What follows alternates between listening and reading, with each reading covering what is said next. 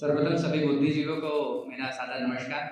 नितेश भाई का बहुत बहुत धन्यवाद काफी अच्छे इंट्रोडक्शन के लिए। अभी तक कभी मंच पर बोलने का ऐसा काम नहीं पड़ा, कभी पड़ा भी है तो स्टूडेंट्स को या अपने से छोटी कम्युनिटी को बोलने का काम पड़ा है, पर ये अपने आप में एक चुनौती है कि जो जिनके सामने ज्ञान की बात करना है वो आपसे ज्ञान में 20 है, आप 19 है तो वो 20 है, तो अधिक ज्ञानी लोगों के सामने ज्ञान की बात करना अपने आप में एक चुनौती है। तो मैं उम्मीद करता हूँ आप मेरे जो वक्तव्य है उसको सहर्ष स्वीकारेंगे।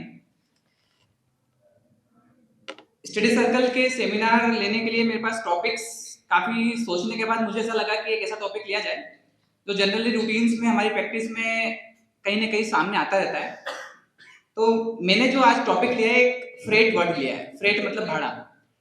और इस शब्द को या इस टॉपिक को चुनने का एक मात्र कारण ये था कि सारी चीजें देखने के बाद मुझे ऐसा लगा कि फ्रेट एकमात्र ऐसी चीज है जो आपके प्रॉफिट एंड लॉस अकाउंट के डेबिट क्रेडिट दोनों को इक्वली अफेक्ट करता है। फ्रेट ऐसी चीज है जिसमें रिवर्स चार्ज भी होता है, टीडीएस भी होता है, कैश के प्रोविजंस भी है, एक टैक्स लगेगा फ्रेट पे, नहीं लगेगा, जीटीए क्या होता है, रिवर्स चार्ज क्या होता है, एक शब्द में कई सारी चीजें इसमें समाहित हो जाती है। तो मैं फ्रेट को लेकर सबसे पहले शुरुआत करता हूँ। सबसे पहले मैं फ्रेट को लेकर बताने जा रहा हूँ आपके सबको। मैंने जो मैं बोलने जा रहा हूँ सबका पूरा नोट्स बना के आपको दे दिया है, उसी में से मैं बात करूंगा तो आप उसको कोरिलेट कर पाएंगे। फ्रेट इनकम और एक्सपेंस की अपन बात करते हैं।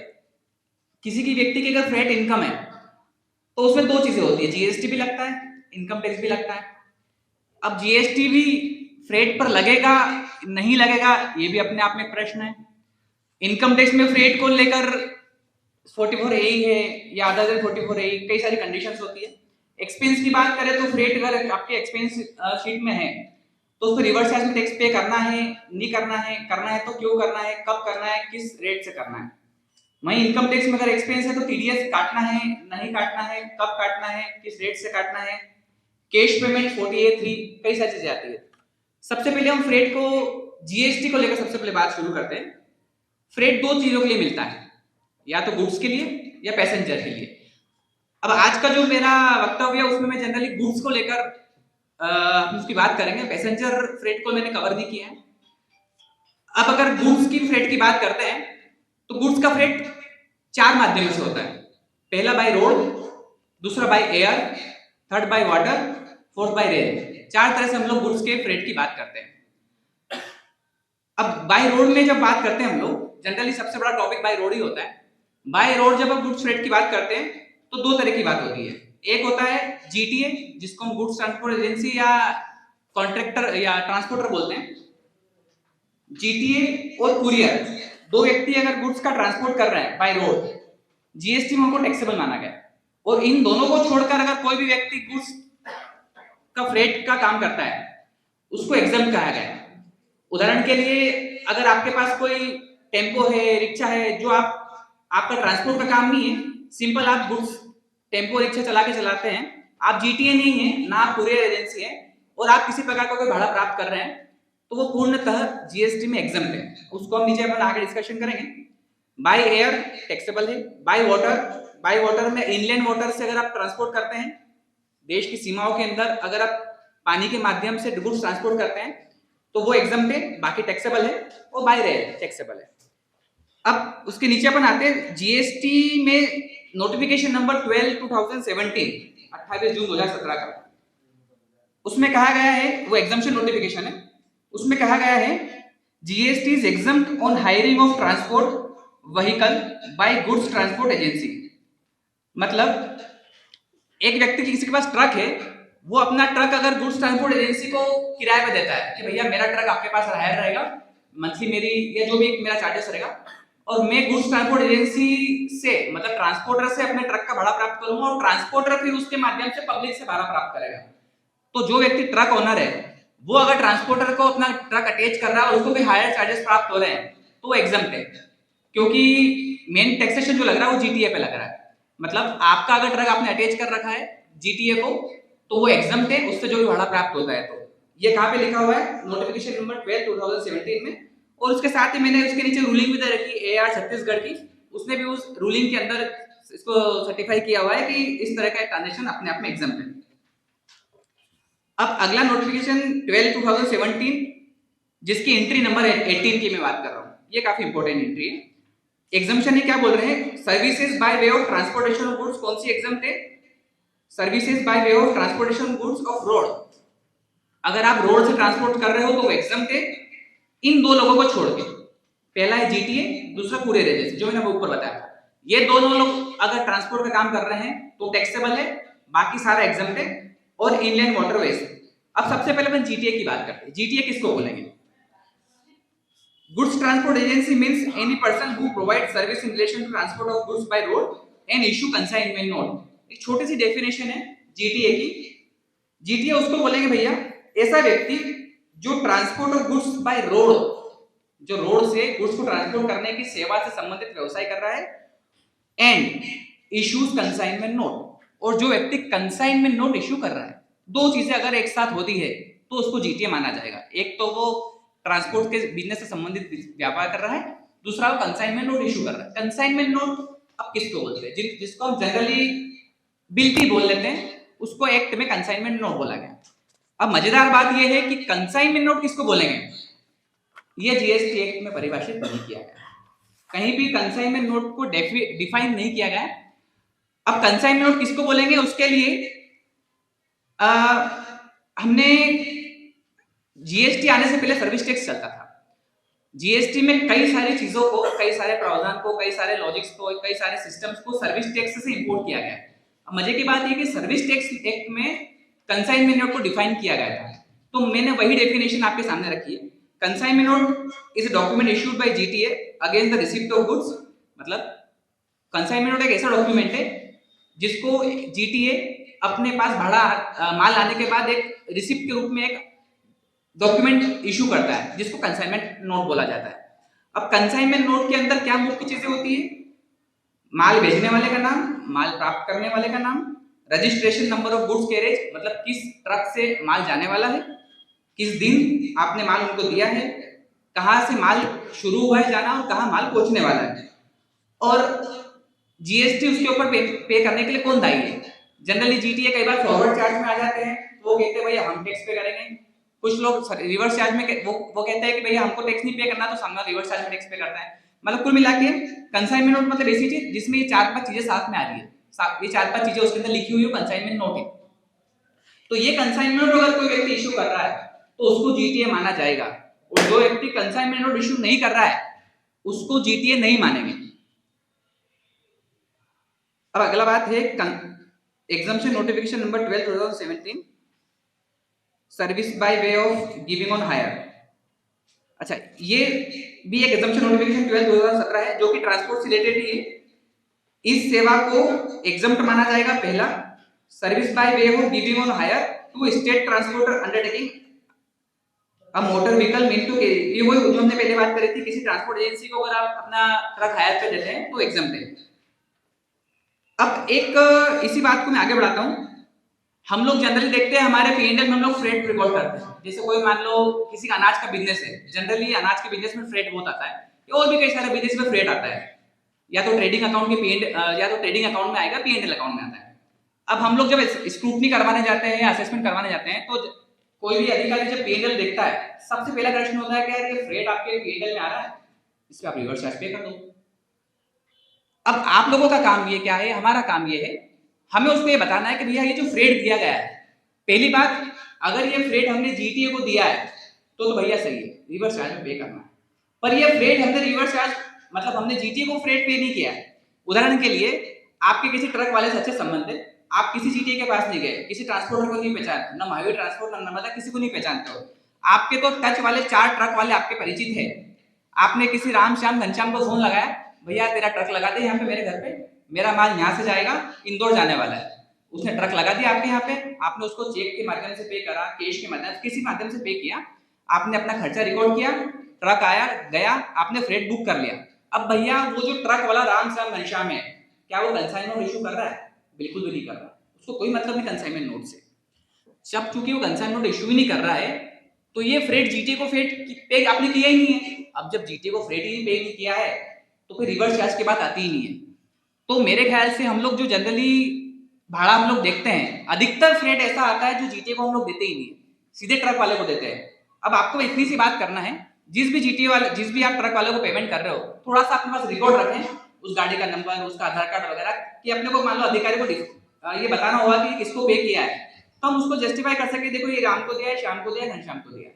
ये सीधा ट्रक वाले हैं, हमने सीधा ट्रक वाले से बात कर रखी, कोई जीटीए नहीं बीच में। जब जीटीए बीच में है ही नहीं तो रिवर्स चार्ज सामने आता ही नहीं है, बात खत्म। अब रेट क्या है जीएसटी में, फ्रेट पर रेट क्या है? तो तीन तरह की सिचुएशंस चलती है। पहला, अंडर रिवर्स चार्ज,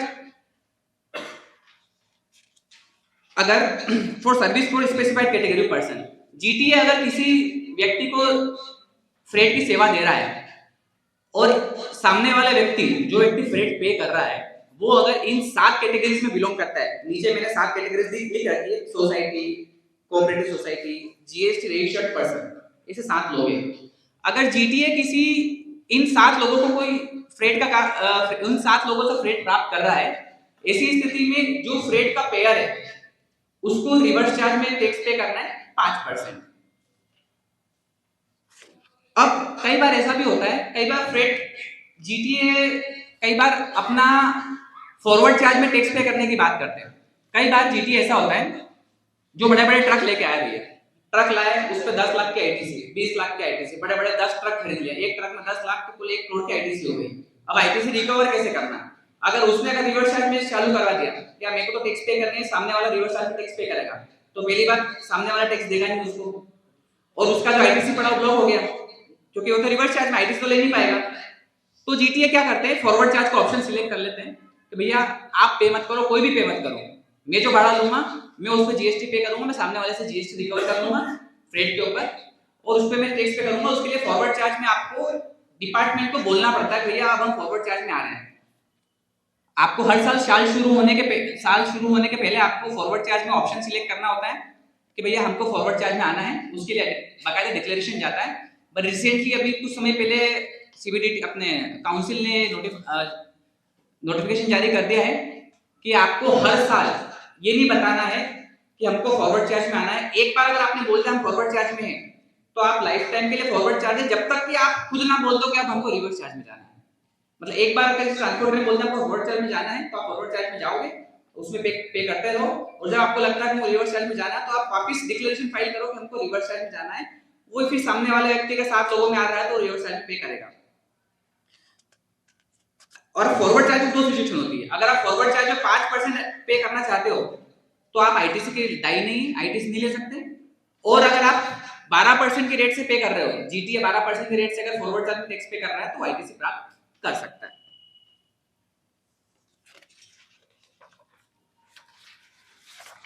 अब exemption under GTA service, GTA ghost transport agency में कुछ प्रोडक्ट ऐसे हैं जिनका अगर आप परिवहन करते हैं तो उसको एग्जम्प्ट कहा गया है।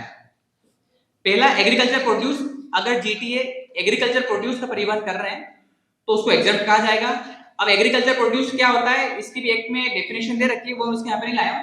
जनरली डेफिनेशन लिख रखी है कि ऐसे प्रोडक्ट जो कृषि से उत्पादन हो रहे हैं और जिसपे कोई फर्दर प्रोसेसिंग नहीं की गई है। जैसे आपने कपास उगाया, कपास को प्रोसेसिंग करके तो रुई बना दी, रुई को प्रोसेसिंग करके बिनोले निकाल लिए, तो उसको एग्रीकल्चर प्रोड्यूस ही माना जाएगा, क्योंकि जो मूल रूप था कपास वो परिवर्तित हो गया है। अब कपास को कपास के रूप में आप ट्रांसपोर्ट कर रहे हो, उसको एग्रीकल्चर प्रोड्यूस माना जाएगा, उस पर फर्दर प्रोसेसिंग नहीं होना चाहिए। दूसरा, goods where consideration charge for transportation of goods consignment single carriage 750 रुपए, 750 रुपए से कम की अगर आपका फ्रेट की बिल्टी बन रही है तो वो एग्जम्प्ट है। और पूरे माल की वैल्यू अगर 1500 या उससे कम बनती है तो भी एग्जम्प्ट है। ऐसे ही दूध, नमक, फूड ग्रेन्स, दालें, इसको फ्रेट से एग्जम्प्ट कहा गया है। ऑर्गेनिक मैन्योर, न्यूज़पेपर, डिफेंस के सामान और मेडिकल संबंधित कुछ प्रोडक्ट। तो ये था जीएसटी पर, फ्रेट के ऊपर जो जीएसटी की बात है, कितना टैक्स लगेगा, किसको लगेगा और एग्जम्पशन क्या है, ये हमने बात की है। अच्छा, एक और चीज मैं आपको बता दूं, जनरली हम लोग देखते हैं कि हमारे पास कई सारे ऐसे कस्टमर्स आते हैं या क्लाइंट्स आते हैं जिनके पास ट्रक है या ट्रैक्टर है, और वो लोग कई बार भाड़ा दे देते। पंचायतों में जनरली देखा है कई लोग पंचायत में सप्लाई करते हैं कि भैया उन्होंने जीएसटी नंबर ले लिया है और पंचायत में सप्लाई कर रहे हैं, 10 लाख 5 लाख 20 लाख भाड़ा आ रहा है उनको, और वो बिल बना रहे हैं, फ्रेट का बिल बना रहे हैं, तो क्या उस पर टैक्स लगेगा? अब उस पर टैक्स नहीं लगेगा। क्यों नहीं लगेगा?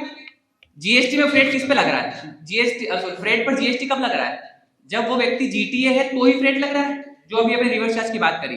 अब कोई व्यक्ति सामान्य व्यक्ति है, मान लो मैं एक सामान्य व्यक्ति हूँ, मैं घर पे ट्रैक्टर ले आया, टेम्पो ले आया, कुछ भी ले आया, मैं पंचायत में मुरम सप्लाई कर रहा हूँ, XYZ गिट्टी कुछ भी सप्लाई कर रहा हूँ और मुझे भाड़ा मिल रहा है, मतलब 10 लाख मिल रहा है, 20 लाख 50 लाख कुछ भी मिल रहा है, मेरे को उसमें जीएसटी कुछ भी नहीं पे करना, क्योंकि मैं जीएसटी नहीं हूँ, मतलब जीटीए नहीं हूँ। क्यों नहीं जीटी हूँ? क्योंकि मैंने कंसाइनमेंट इशू किया ही नहीं आज तक, मैं कंसाइनमेंट इशू कर ही नहीं रहा हूँ, तो मैं जीटीए नहीं हूँ। जब मैं जीटीए नहीं हूँ तो मुझे जो भी भाड़ा प्राप्त हो रहा है पूरा एग्जम्प्ट है, पूर्ण रूप से एग्जम्प्ट है।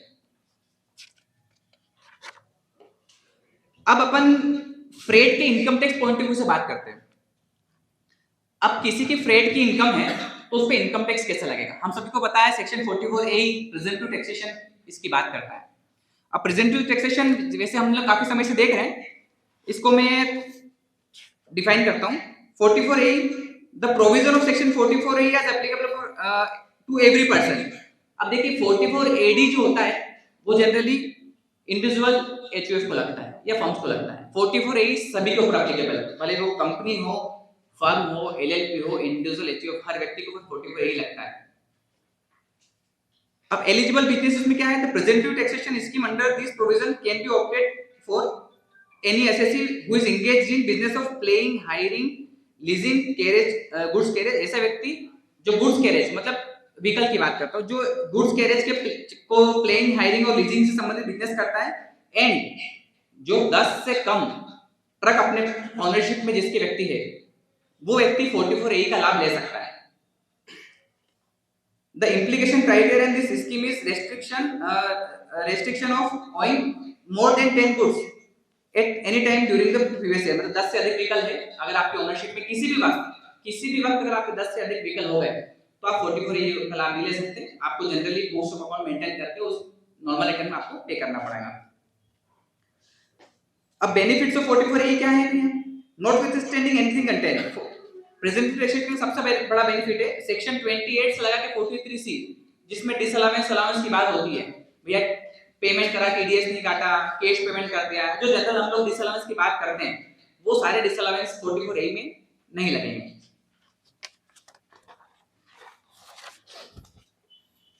अब 44A में कैलकुलेशन कैसे होती है, इसमें बड़ा कुछ इंटरेस्टिंग तथ्य है। अब 44A के लिए जो एक्ट में डिफाइन कर रखा है गुड्स व्हीकल को, दो तरह के गुड्स की बात की जाती है। एक होता है हैवी गुड्स व्हीकल, एक होता है other than heavy goods vehicle, जिसको हम लाइट गुड्स व्हीकल भी कह सकते हैं।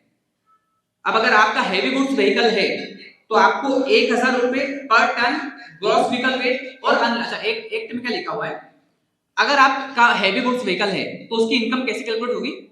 ₹1000 पर ton of gross vehicle weight और unladen weight as the case may be. अब ये थोड़ा सा कंफ्यूजिंग कर दिया है। 1000 रुपए पर टन आपकी जो गाड़ी की कैपेसिटी है उसमें लिख रखा उन्होंने या तो गाड़ी का ग्रॉस व्हीकल वेट या अनलडन वेट एज द केस में भी। अब यहाँ पे उन्होंने कुछ भी नहीं लिखा कि हायर, लोअर या कोई कंडीशन नहीं दे रखी, इतना सा लिख दिया एज द केस में भी अनलडन वेट या ग्रॉस व्हीकल वेट का 1000 रुपए पर टन प्रति माह के रूप से आप कैलकुलेट करेंगे हैवी गुड्स व्हीकल में।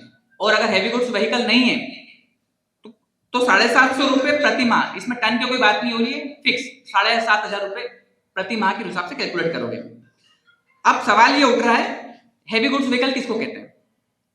The expression heavy goods vehicle means any goods carriage the gross vehicle weight of which exceeds 12,000 kilogram. मतलब 12 टन से अगर ऊपर की आपकी गाड़ी का वजन है, ग्रॉस व्हीकल वेट है, तो उसको हैवी गुड्स व्हीकल किया जाएगा।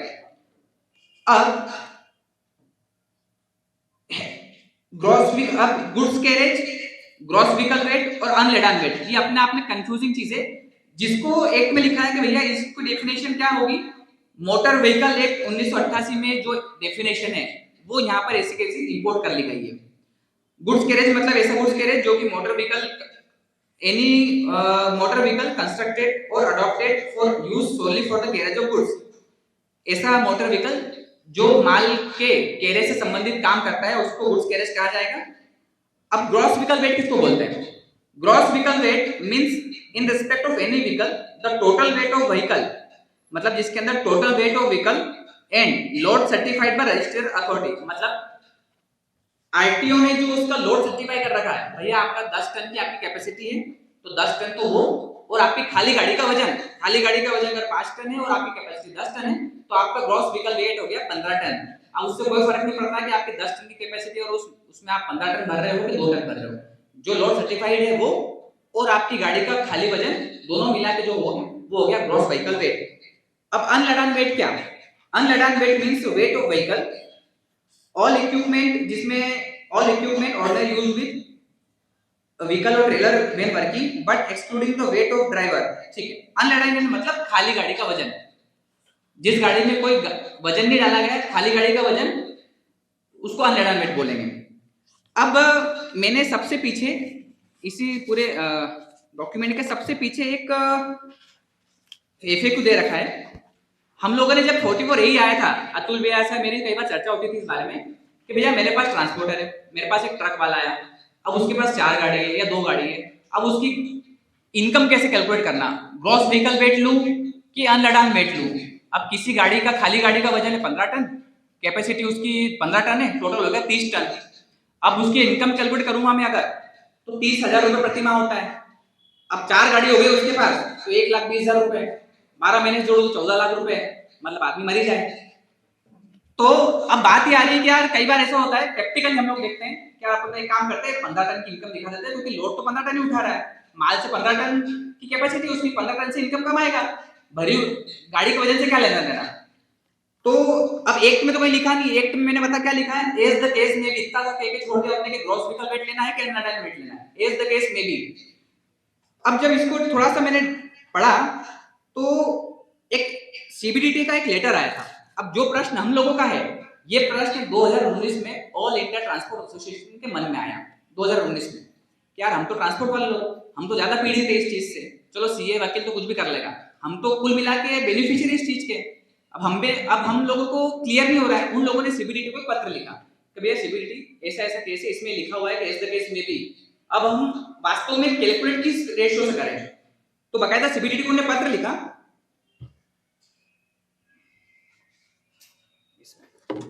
उसमें वो लेटर आया हुआ है। हाँ, तो सीबीडीटी ने 14 अगस्त 2019 को जिन व्यक्ति ने प्रश्न लिखा था all India motor transport Congress, उनको एक आंसर दिया, उनकी पूरी क्वेरी का आंसर दिया, और क्वेरी तो बहुत बड़ी है, उसका आखिरी में उन्होंने कंक्लूजन यही लिखा है कि भैया ग्रॉस व्हीकल वेट किसका लेना है और अनलेडन वेट किसका लेना है। अनलेडन वेट उस व्हीकल का लेना है जो व्हीकल उन्हें स्पेसिफाई कर रखा ट्रैक्टर और रोड रोलर, ट्रैक्टर जिसको हम समझते हैं ट्रैक्टर, और होगा रोड रोलर जो रोड पे दबाने का काम करता है। क्योंकि ये दोनों व्हीकल आप समझिए, ये दोनों गुड्स, जैसे रोड रोलर हो गया, ये कभी भी गुड्स को अपने ऊपर लादता नहीं है, ये खींचने का काम करता है। ट्रैक्टर भी अपने ऊपर गुड्स लादेगा नहीं, ट्रॉली जो वो लादेगी, पर ट्रैक्टर के साथ ट्रॉली चले ये जरूरी नहीं है, उस पर सिड्डिल भी चल सकता है, पंजा भी चल सकता है, कल्टीवेटर भी चल सकता है। तो ट्रैक्टर और रोलर ऐसी चीजें जो अपने ऊपर गुड्स को लादते नहीं है, मतलब इनकी कैपेसिटी गुड्स लादने की नहीं होती है। तो इनके केवल इन दोनों के लिए उन्होंने डिफाइन कर रखा है कि इन दोनों के केस में आप अनलेडन वेट लोगे। भाई ट्रैक्टर का वजन अगर 12 टन से ऊपर है तो उसको हैवी मानेंगे, और ट्रैक्टर का वजन अगर 12 टन से कम है उसको लाइट व्हीकल मानेंगे। बाकी सारे केस में उन्होंने बोल रखा है बाकी इसके अलावा जो भी ट्रैक्टर हो, ट्राली, मतलब सॉरी ट्रैक्टर हो, उनको छोड़ दिया, ट्रक हो या और कोई भी व्हीकल हो, उसमें आप ग्रॉस व्हीकल वेट लेंगे। मतलब वो जो मैंने बोला खाली गाड़ी का वेट और उसकी लोड कैपेसिटी दोनों जोड़ के ही आपको इनकम कैलकुलेट करना है।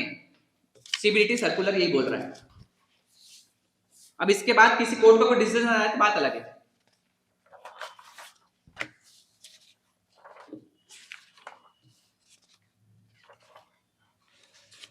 तो ये तो हो गई हमारी इनकम कैसे कैलकुलेट करना फ्रेट के ऊपर। अब अगला मैं पॉइंट ले रहा हूं टीडीएस फ्रेट के ऊपर। अगर आपके पीएनएल में खर्च आ रहा है फ्रेट, तो उस पर टीडीएस कैसे काटना है, किस रेट से काटना है। 194C फ्रेट के टीडीएस की बात कर रही है। Any specified person responsible for paying hiring any sum to resident contractor. 94C में फ्रेट की बात हो रही है, 94C उसके ऊपर एप्लीकेबल होगी।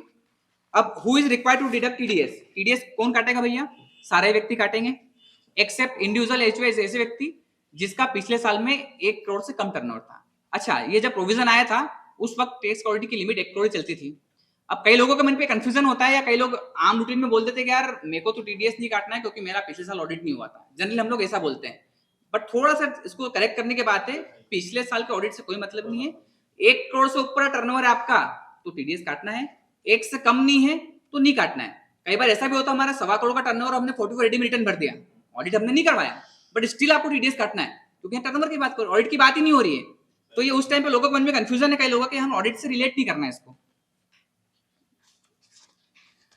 अब टीडीएस कब काटना है, थोड़ी सी इसमें टीडीएस किस रेट से काटना है। ट्रांसपोर्ट की मैं बात कर रहा हूँ, पूरे 94C को कवर नहीं कर रहा हूं मैं।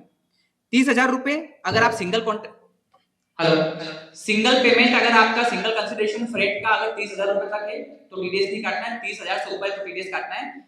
और ऐसे अगर साल भर का टोटल वैल्यू अगर 1 लाख से ऊपर हो रही है, भले सिंगल ट्रांजेक्शन 30,000 से कम है, फिर भी एक व्यक्ति को आप 30,000 से ऊपर 1 लाख से ऊपर दे रहे हो तो आपको 1%, अगर इंडिविजुअल है तो टीडीएस काटना है और अदर केस में 2% काटना है।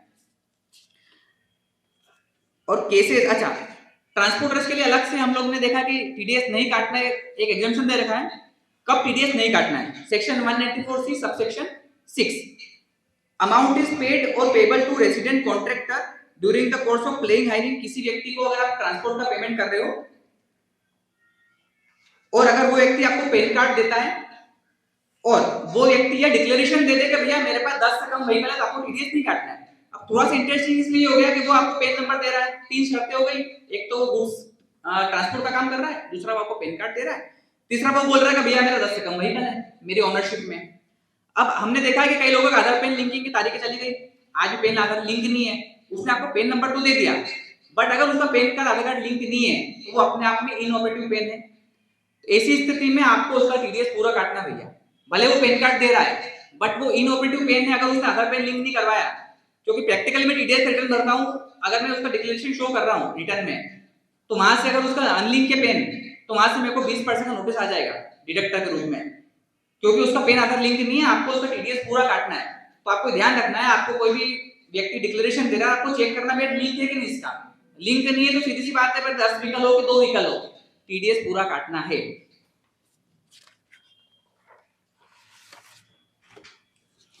अच्छा, ये तो हमने 194C6 की बात कर दी। अब एक और इंटरेस्टिंग प्रोविजन है इसके बाद 194C सबसेक्शन 7। अब गवर्नमेंट ने बोला भैया कि टीडीएस आपको कब नहीं काटना है, जब 3 शर्तें पूरी हो रही है। भैया सामने वाला ट्रांसपोर्टर है, पेन कार्ड दे, चल माना कि उसका वैलिड पेन कार्ड है और उसने ये बोल दिया कि भैया मेरा 10 से कम व्हीकल है, उसने डिक्लेरेशन दे दिया। अब उसके बाद गवर्नमेंट ने बोला भैया उसके बाद अगली प्रोविजन आपको फॉलो करना है, क्या करना है, 194C सबसेक्शन 7 वो बोल रहा है भैया ये सब डिक्लेरेशन आपको टीडीएस की रिटर्न में शो भी करना है। अब मैंने प्रैक्टिकली देखा है, हम लोग प्रैक्टिकली जिस एरिया में बिलोंग करते हैं, हमारे पीएनएल में हम जब ऑडिट करवाने जाते हैं, हमारे पीएनएल में फ्रेट आ रहा है 10 लाख 20 लाख, मान लो किसी अनाज व्यापारी का 50 करोड़ का टर्नओवर है तो 50 लाख 1 करोड़ भाड़ा होना सामान्य बात है। भाड़ा की एंट्री कर दी, कैश में एंट्री कर दी, कुछ भी एंट्री कर दी, आखिर में उसको टीडीएस की बात आती है। ऑडिटर बोलता भैया इस पे टीडीएस तो काटा ही नहीं। हम लोग क्या बोलते हैं भैया उसके डिक्लेरेशन हमारे पास आ गए हैं, या थोड़ी देर से बात करो हम डिक्लेरेशन आ जाएंगे, आप तो करो ऑडिट, डिक्लेरेशन हम लेके रख लेंगे, आप तो ऑडिट करो, कल से कोई इश्यू आएगा तो हम तो बोल देंगे कि डिक्लेरेशन आ गए थे, या उस टाइम पे बना के दे देंगे, छोड़।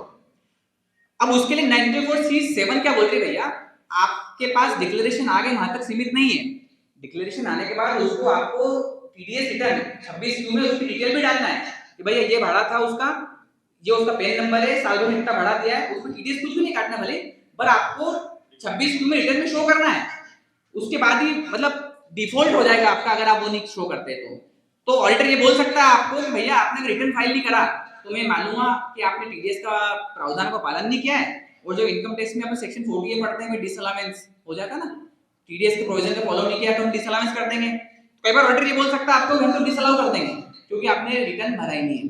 इसलिए आपको 194C7 बोल रही है कि जिसका भी पेन भाड़ा आ रहा है आप कोशिश कीजिए उसका डिक्लेरेशन तो लेके रख ही रहे हो, उसका टाइम पे रिटर्न भी भर दो। अच्छा, फ्रेट का रिटर्न आप ऑडिट के वक्त भी भर सकते हो।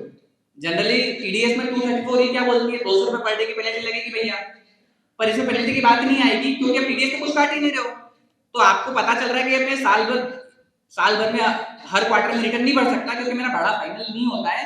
तो ऑडिट के टाइम पे तो आपका भाड़ा फाइनल हो जाएगा, तब तो आपके पास कोई वजह नहीं ना बोलने की।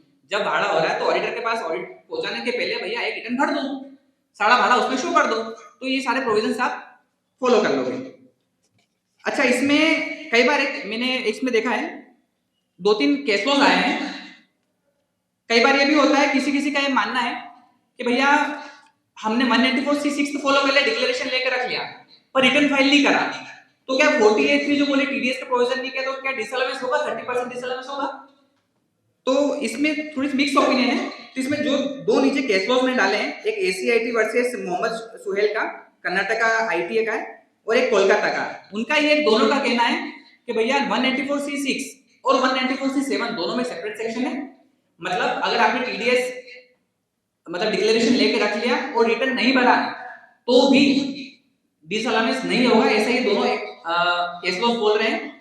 बस उससे आपका क्या होगा कि डिफॉल्ट आ जाएगा सेक्शन 200 का, रिटर्न ना भरने का।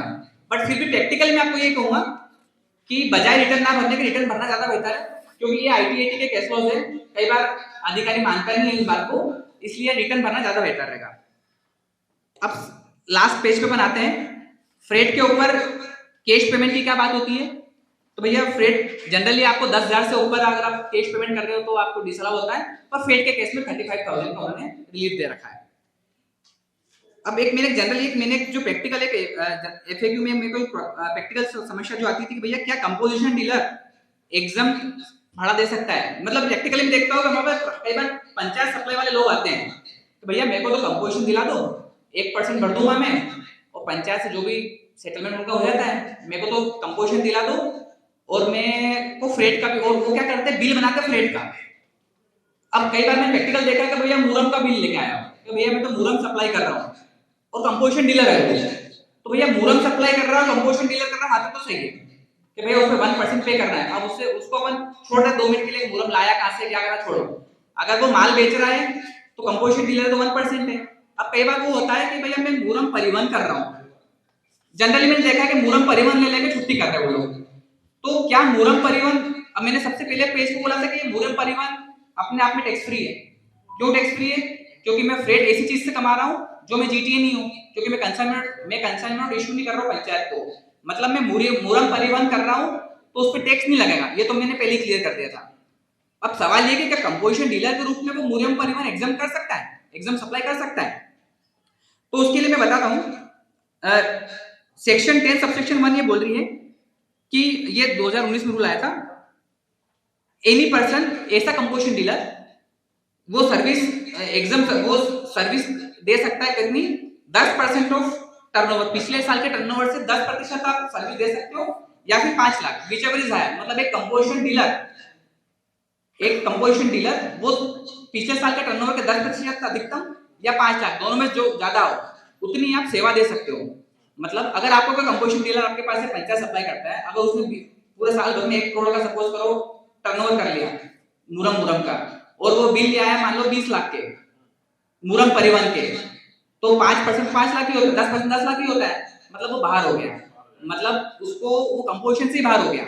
क्योंकि आप कंपोजिशन की सीमा बोल रही है आप 5%, 5 लाख के 10% से ऊपर आप एग्जाम क्या कोई सी भी सर्विस नहीं दे सकते हो। वहां सर्विस वर्ड यूज किया है, एग्जाम को टैक्सेबल हो, आप सर्विस दे नहीं सकते।